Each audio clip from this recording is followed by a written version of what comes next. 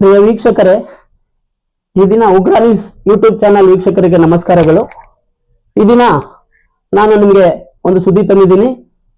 ಇತ್ತೀಚೆಗೆ ನಮ್ಮ ರಾಜ್ಯ ಸರ್ಕಾರದಲ್ಲಿ ಭ್ರಷ್ಟ ಪೊಲೀಸ್ ಅಧಿಕಾರಿಗಳಿಗೆ ಚಿನ್ನದ ಪದಕವನ್ನ ಮಾನ್ಯ ಮುಖ್ಯಮಂತ್ರಿಗಳು ಕೊಟ್ಟಿದ್ದಾರೆ. ಅದರಲ್ಲೂ ಅನ್ನಪೂರ್ಣೇಶ್ವರಿ ನಗರ ಠಾಣೆ ಇನ್ಸ್ಪೆಕ್ಟರ್ ಕುಮಾರ್ ಎಂಬುವರಿಗೆ ಚಿನ್ನದ ಪದಕ ವ್ಯಕ್ತವಾಯಿತು. ಪದಕ ತಗೊಳಕ್ ಮುಂಚೆನೆ ಲೋಕಾಯುಕ್ತ ರೈಡ್ ಮಾಡಿ ಅದನ್ನ ಅರೆಸ್ಟ್ ಮಾಡ್ಬೇಕಾಗಿತ್ತು. ಅರೆಸ್ಟ್ ಮಾಡ್ಲಿಲ್ಲ, ಎಸ್ಕೇಪ್ ಆಗ್ಬಿಟ್ಟ. ಎಸ್ಕೇಪ್ ಹೋಗ್ಬಿಟ್ಟು 2 ದಿವಸ ಬಿಟ್ಟು ಸ್ಟೇಷನ್ ಅಲ್ಲೇ ಬಂದು ಕೂತಿದ್ದಾರೆ. ಇದೇನಾ ಲೋಕಾಯುಕ್ತ ರೈಡ್ ಮಾಡೋದು? ಅವನು ಭ್ರಷ್ಟ ಇನ್ಸ್ಪೆಕ್ಟರ್ಗೆ ನಮ್ಮ ಮುಖ್ಯಮಂತ್ರಿಗಳು ಚಿನ್ನದ ಪದಕ ಕೊಡ್ತಾವ್ರೆ. ಅದೇ ತರ ಇವತ್ತು KR ಅಲ್ಲಿ ಹಿಂದೆ ಅಂಬರೀಶ್ ಅಂತ ಇನ್ಸ್ಪೆಕ್ಟರ್ ಈಗ ಅಟ್ ಪ್ರೆಸೆಂಟ್ ಆಗಿ ಅಮೃತಹಳ್ಳಿ ಪೊಲೀಸ್ ಠಾಣೆಯಲ್ಲಿ ಕಾರ್ಯನಿರ್ವಹಿಸ್ತಾ ಇದ್ದಾರೆ.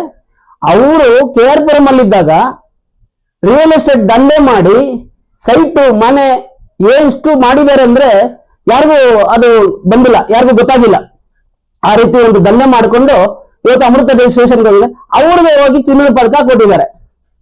ಸೊ ಈ ಹಿಂದೆ ಮೊನ್ನೆ ಬಸವರಾಜನವ್ರಿಗೆ ಬರ್ತ್ಡೇಗೆ ಬೆಳ್ಳಿ ಗದೆ ಕೊಟ್ಟಿದ್ದ ಸುದ್ದಿಯಲ್ಲಿದ್ರು.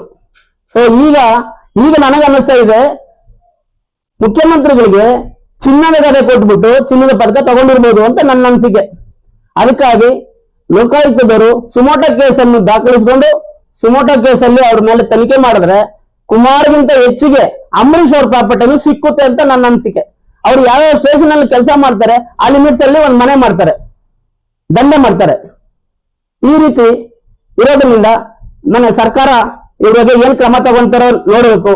ಲೋಕಾಯುಕ್ತರು ಪ್ರಾಮಾಣಿಕವಾಗಿ ಕೆಲಸ ಮಾಡಿದ್ರೆ ಇಂಥ ಭ್ರಷ್ಟ ಅಧಿಕಾರಿಗಳು ಸಿಕ್ಕಾಪಟ್ಟೆ ಇದ್ದಾರೆ. ಎಲ್ಲಾರ್ಗೂನು ಇವರು ಸುಮೋಟೋ ಕೇಸ್ ಬುಕ್ ಮಾಡ್ಕೊಬಹುದು, ಅಥವಾ ಬೇರೆಯವ್ರ ದೂರ ಮೇಲೆನೆ ಮಾಡ್ಬೇಕು ಅಂತ ಏನಿಲ್ಲ, ಸುಮೋಟೋ ಕೇಸನ್ನು ಮಾಡ್ಕೊಬಹುದು. ಹಂಗಾಗಿ ದಯವಿಟ್ಟು ಈ ಚಾನೆಲ್ ನ ಸಬ್ಸ್ಕ್ರೈಬ್ ಮಾಡಿ. ಇಲ್ಲಿ ಇದೇ ಅಂಬರೀಷ್ ನೋಡಿದ್ರೆ ಅಂಬರೀಷ್ ಅಂತ ಚಿನ್ನದ ಪದಕ ವಿಜೇತರು. ಹಂಗಾಗಿ ದಯವಿಟ್ಟು ಈ ಚಾನೆಲ್ನ ಲೈಕ್ ಮಾಡಿ, ಶೇರ್ ಮಾಡಿ, ಸಬ್ಸ್ಕ್ರೈಬ್ ಮಾಡಿ. ನಮಸ್ಕಾರ.